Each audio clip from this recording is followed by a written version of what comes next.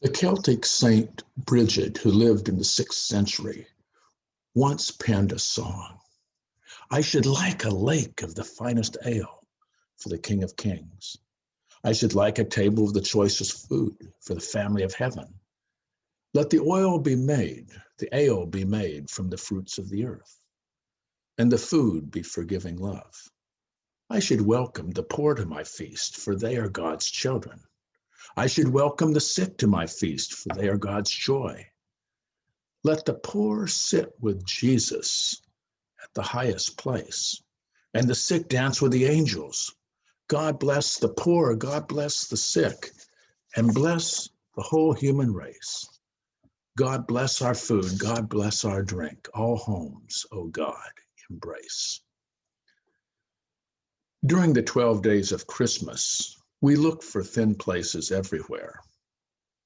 We remember Brigid of Kildare, who was a pioneer in what we might call interspirituality or spiritual fluidity. Brigid, whose feast day is February 1st, the Druidic holiday of Imbolc, was the daughter of a Druidic chieftain and a Christian servant who worked at her father's dairy. She was known for her generosity and care for the poor. Inspired by her affirmation, I feed the poor in the name of Christ, for Christ is in the body of every poor person. Brigid, who's known as the mother of Gales, scandalized her father and turned her world upside down by placing the needs of others ahead of her own comfort. Her wealth was a conduit of blessing to persons experiencing poverty.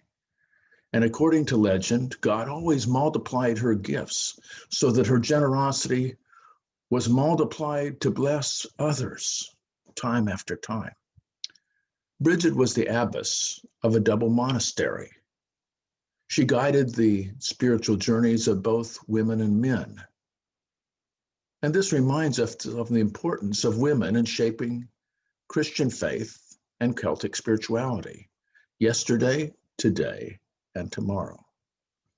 According to legend, Brigid was a joyful soul who was able to turn water into beer, reserving the miracle of water into wine for her Savior. Brigid reminds us that spirituality is about celebration. Justice seeking is about a party where everyone's invited.